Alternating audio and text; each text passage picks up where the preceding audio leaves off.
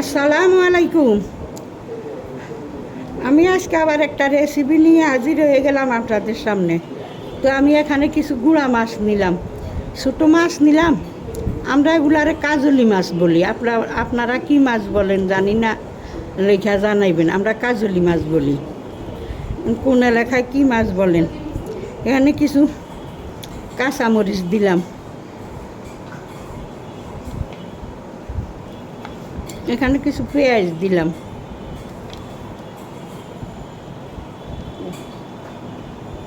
হলুদের গুঁড়া,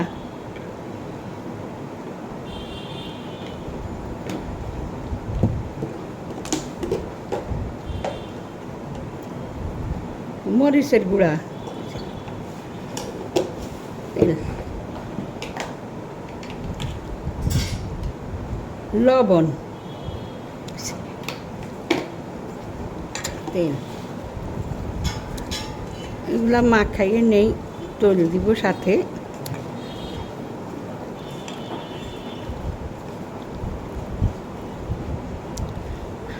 রান্নার তৈল দিয়ে দিলাম, সাদা তৈলটাই দিলাম।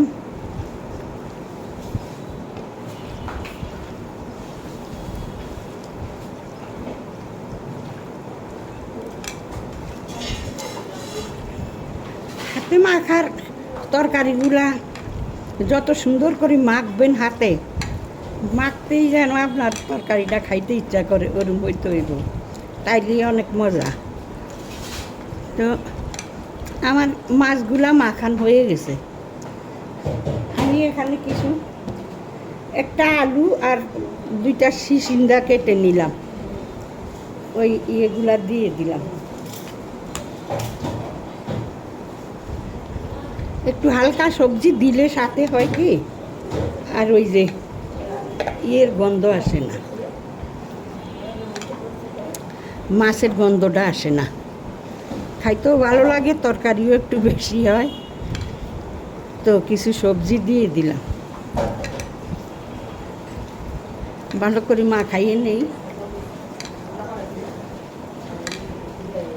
মাখানোর সময় এইভাবে মাখাইবেন যেন আপনার ইয়েটা হয়ে গেছে, তরকারিটা হয়ে গেছে।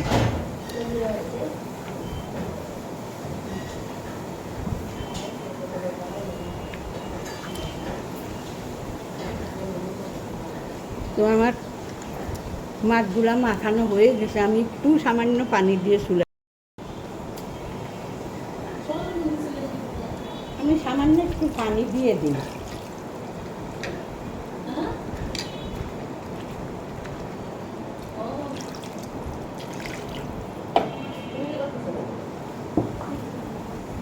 একটু পানি দিয়ে দিলাম, এবার আমি চুলায় দিয়ে দেই, থাকেন আপনারা সাথে।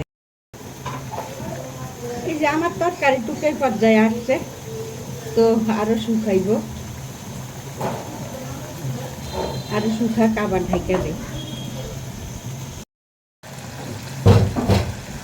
এই যে আমার তরকারি টুক হয়ে গেছে, এরমই রাখবো, আর বেশি শুকাইব না। আপনারা কে কীভাবে খান গুঁড়া মাছ জানাইবেন। একটু জিরার গুঁড়া দিয়ে দিলাম উপর দিয়ে, এইভাবে রান্না করলেও খাইয়ে দেখবেন, আসলে খারাপ লাগে না, মজাই লাগে। এইভাবেও রান্না করে খাইয়ে দেখতে পারেন। গুঁড়া মাছের রেসিপিটুকু হয়ে গেছে। যদি আপনাদের কাছে ভালো লাগে এইভাবে রান্না করে খাইয়ে দেখবেন, আসলেই অনেক মজা হয়, অনেক মজা হয়, এইভাবে খাইয়ে দেখবেন। আর এই যে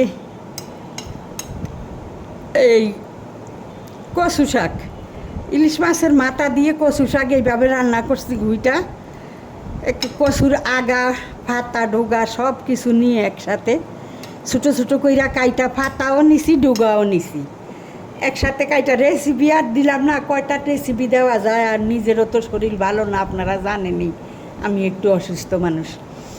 তো ইয়ে করছে, কচুর আগা ডোগা একেবারে সব কিছু কাইটা একসাথে, পাতা সহ ডোগা সহ কাইটা ভাপ দিয়া নিয়া একটু গলা গলা করে নিছি, নিয়ে তারপরে এই যে মাছ আর ইলিশ মাছের মাথা দিয়ে ঘুইটা তারপরে রান্না করছি। এই রান্নাটা কচুর শাকটা কিন্তু খাইতে অনেক মজা হয়, অনেক টেস্ট লাগে। এরকম একটা কচুর শাক দিয়ে আপনারা ভাত খাইয়ে উঠতে পারবেন ইনশাল্লাহ, আশা করি। 2-3 তরকারি লাগে না এরকম একটা শাক থাকলে। আর গরুর মাংস তো আসতেই সাথে, ওটা দিলাম না। গরুর তো কুরবানি, গরু 2-3টা দেই। হ্যাঁ, না গরুর মাংস লাগবে না, আর গরুর মাংস দিলাম না রেসিপি। গরুর মাংস তো চলবে 2-1 মাস। গরুর 2-3টা দেই কুরবান আল্লাহর রহমতে। গরুর মাংস আছে তো। যদি আপনাদের কাছে ভালো লাগে আমার রেসিপিটা, একটু ইউটিউবের বন্ধুরা একটু সাবস্ক্রাইব করে দিবেন। আর ফেসবুকের বন্ধুরা যারা যারা ফলো দিয়েছেন ওনাদেরকে অসংখ্য অসংখ্য ধন্যবাদ। আর যারা এখনও দেন নাই একটু ফলো দিয়ে দিবেন। আপনাদেরটা দিব যে এই দেন, আমি সাথে সাথে আমি কারোরটা ব্যাক করতে 2 মিনিটও দেরি করি না, দেখা মাত্রই আমি ব্যাক করে দেই। আর ইউটিউবের বন্ধুরাও যারা সাবস্ক্রাইব করছেন ওনাদেরকে অসংখ্য অসংখ্য ধন্যবাদ, অসংখ্য অসংখ্য ভালোবাসা আমার রইল ওনাদের প্রতিও। আর যারা না করছেন ওনারাও আমার ফ্যামিলিতে আসেন, আইসা একটু সাবস্ক্রাইব করে দিয়ে যান। আপনাদের জন্য আমার অনেক অনেক দোয়া থাকলো, আর আমিও আপনাদেরকে সাবস্ক্রাইব করে দিব। আমি দেখা মাত্রই সবাইগুলাই সাবস্ক্রাইব করে দেই, ফলো দিয়ে দেই। আমি 1 সেকেন্ড তো দেরি করি না। আর না দিলেও আমারে কেউ আমি এমনিতেই দিয়ে দেই। আমার সামনে যার ফলো আসে বা সাবস্ক্রাইব আসে আমি গড়ে সবাইকে দিয়ে যাই। আমি চিন্তা করি আমার তো পয়সা খরচ হয় না, অন্যের যদি একটু উপকার হয়, আজ না হয় কাইল আমারটা সাবস্ক্রাইব করবেই বা ফলো দিবেই, তো আমি সাথে সাথে ফলো দিয়ে দেই। আমার দিছে না না দিছে আমি ওইটা দেখতে যাই না। তো আশা করি আপনারা ওইভাবে আমারটাও কাজ করবেন, সবাই সবাইকে সাপোর্ট করে যাইবেন, তাইলে আমাদের পেজ আগিয়ে নিতে পারবো আমরা। ও হিংসা বিদ্বেষ সেখানে রাখা যাইব না। সবাই আমরা ইউটিউবের বা ফেসবুকের সবাই আমরা একটা ফ্যামিলি। ইউটিউবের সবাই আমরা একটা ফ্যামিলি, ফেসবুকের সবাই আমরা একটা ফ্যামিলি।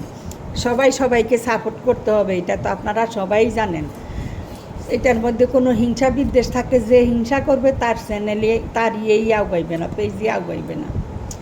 তাইলে রাখি, আসসালামু আলাইকুম। ভালো থাকেন, সুস্থ থাকেন সবাই, যে যেখানে আছেন আমার জন্য দোয়া করবেন।